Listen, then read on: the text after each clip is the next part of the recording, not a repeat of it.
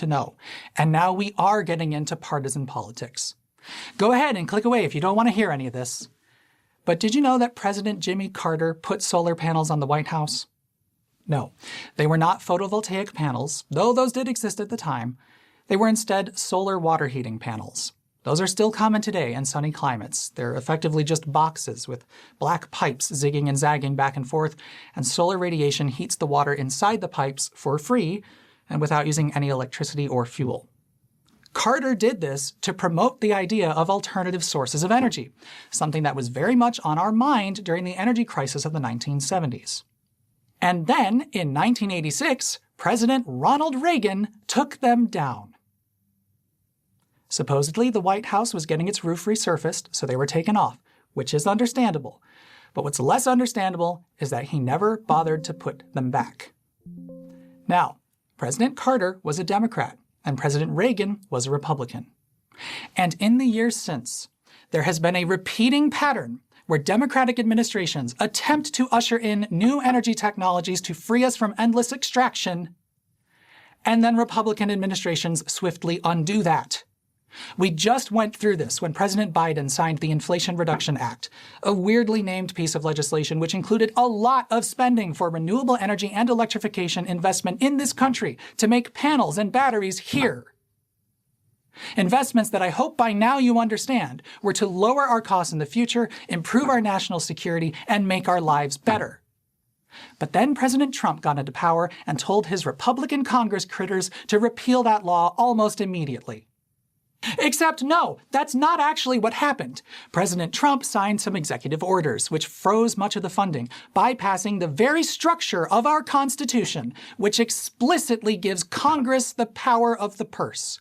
We actually have a whole law, the Congressional Budget and Impoundment Control Act of 1974, which explicitly makes what Trump did illegal. But Republicans currently control both houses of Congress, and they've made it very clear they do not care to provide the checks and balances they're constitutionally obligated to do. They're desecrating our Constitution because they happen to be on the same team as the guy in the White House. And as we all know, the primary objective of this administration is to own the libs. Or is it kidnapping brown people? It's getting kind of hard to tell. I didn't think masked cowards with guns going around demanding papers please was on the bingo card of my 30s, but apparently it was. And having looked at that card a little more closely, I've almost got a bingo without even using a free space. I've already crossed off threatened to invade Greenland and destroy NATO, threatened to annex Canada, and papers please, so all I need now is a few murders of US citizens which were captured on video from multiple angles. What's that? Cross that off too? Well, surely I'm not going to be able to cross off government officials telling us our eyes didn't see what we saw. Oh. Bingo. Folks, you need to wake up and smell the fascism. I don't know what imaginary lines you might have drawn which could be crossed, but if you can't agree we've crossed a very bad one, you need to get off Twitter and stop watching Fox News, or Newsmax, or OANN, or whatever those new ones are, or, I'm so sad to say, CBS News. It's bad. We're clearly living under leaders who have a completely different understanding of reality than the rest of us do, and they are so high on their own supply that their followers will believe abject lies. Renewable energy is only controversial because they made it so. And they don't want you thinking through the reality which is free energy from reusable materials, as I've just explained. They have donors who still make money selling you fossil fuels, and so they do not want you thinking about how much you're spending and how we have the opportunity to stop. Even worse, they'll artificially lower the cost of fossil fuels through subsidies, even though they're supposedly the party against that sort of thing. I am very scared of what the future of this country looks like. The Bill of Rights looks to be effectively dead. Our First Amendment right to protest is being challenged through intimidation, and the press that dares to tell the truth is being declared an enemy of the people.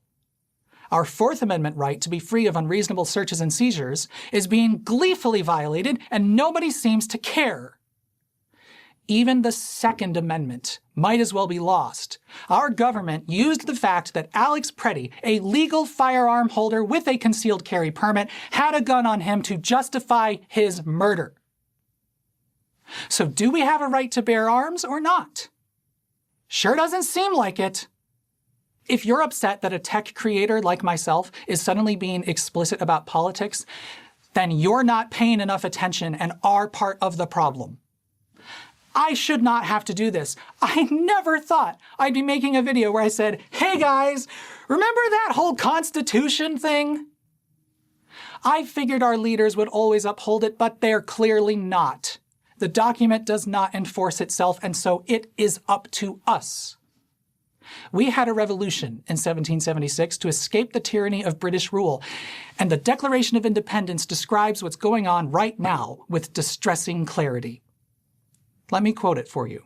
He has kept among us, in times of peace, standing armies without the consent of our legislatures. He has effected to render the military independent of and superior to the civil power. He has combined with others to subject us to a jurisdiction foreign to our Constitution and unacknowledged by our laws, giving his assent to their acts of pretended legislation, for quartering large bodies of armed troops among us, for protecting them by a mock trial from punishment for any murders which they should commit on the inhabitants of these states, for cutting off our trade with all parts of the world, for imposing taxes on us without our consent, for depriving us in many cases of the benefit of trial by jury, for transporting us beyond seas to be tried for pretended offenses. Those words were written about King George, but they might as well describe Donald Trump. We fought the Revolutionary War to be free of tyrannical kings, but it looks like we're under tyranny again, inflicted on ourselves. You may have been one of those people who likes to stay out of politics, but politics eventually comes for everyone. Here we are. For the love of God, please learn from this and remember what happens when you stop paying attention and let other people think for you. It doesn't end well. Now, as scared as I am still going to vote in the midterms, and I will be voting against Republicans. I think you should too. And yes, because the realities of our terrible two-party system don't always sink into everyone, I am saying I think you should vote for Democrats in November. I am not a huge fan of a lot of what the Democratic Party is up to these days. They seem, unfortunately, to be far more beholden to corporate interests than they're concerned with the lives of their constituents. Universal healthcare still hasn't happened, and the best reason I can think that's the case is that the for-profit healthcare lobby is very influential. Meanwhile, constituents, such as myself, haven't even been able to leave a voicemail at any of Senator Durbin's offices because they're all the inboxes are full. They've been very disappointing, but right now, we're heading into a primary season, and you'll have the opportunity to vote in those primaries very soon to tell Democrats how you want them to act. Please make sure you're registered to vote in general and in the Democratic primary if that's required in your state. If you don't know how to do that, call or walk into your local library.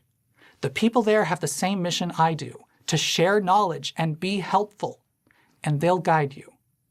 Be sure you ask them how the primary process works in your state and whether you need to declare a party affiliation to vote in it. And by the way, just throwing this out there, the process of registering to vote is how we verify the citizenship of voters. You have to be on the voter rolls before you can cast a vote. But it's a lot easier for Republicans to ignore that fact and lie by omission to make you think massive voter fraud from non-citizens keeps happening.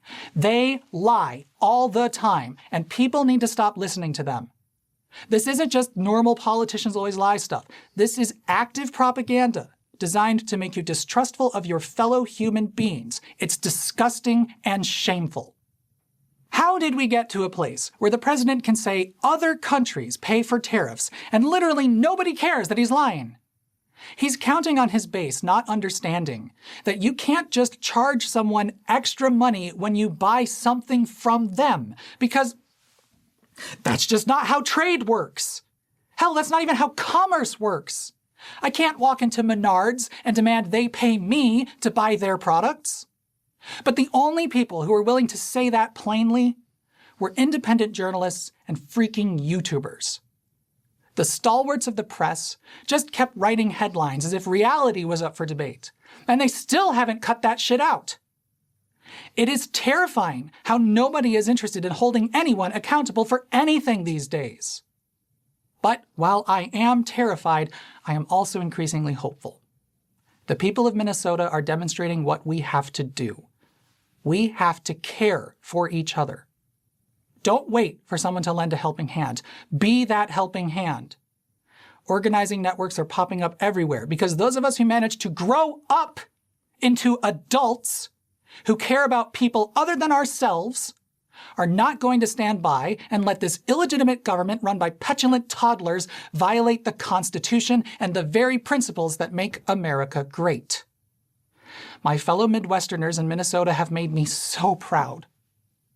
Stay strong and keep teaching us how to be brave and resist this horrible chapter of our history with steadfast, nonviolent defiance.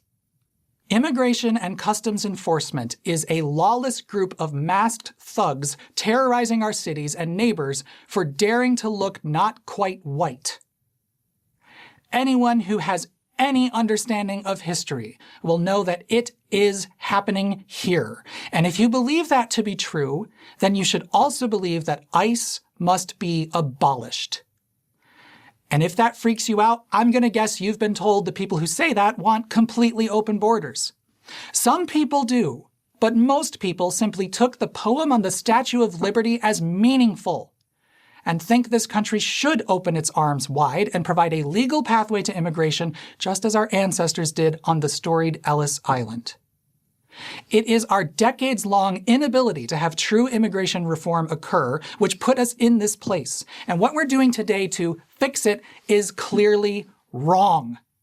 It is a racist, ethnic cleansing operation happening on the pretext of child care fraud, which was already being investigated and dealt with by the state of Minnesota, but which some terminally online weirdos somehow got wind of and spun into this madness. And that madness is being perpetrated by agents of the state and endorsed by Republicans. Republicans could stop this now, but they won't. And the reason I know we absolutely can abolish ICE, I am older than ICE. In fact, I'm older than the entire Department of Homeland Security.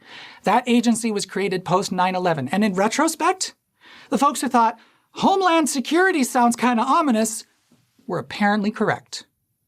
We need to throw this system out and start over, and so yes, I believe ICE must be abolished. There is no reforming that agency of thugs. It has to go.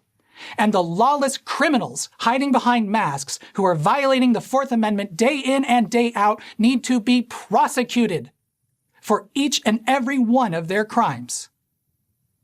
I will be voting in the primaries, and I sure as well hope my representative Sean Casten starts saying that with clarity and conviction. Sean has been one of the people who understand the realities of renewable energy and has been a longtime advocate of it, so we've been pretty aligned, but we're not aligned on everything, and my patience is starting to break. So, if you made it here, thank you for watching. I hope we can bring some sanity back to this country and that we can start calling lies what they are. And you will have to be a part of that. Talk to your neighbors, talk to your family, and if you don't know where to start the conversation, that's why there's that fake ending. If you think it might get some gears turning, go ahead and watch this video with someone and stop it there. See how it goes.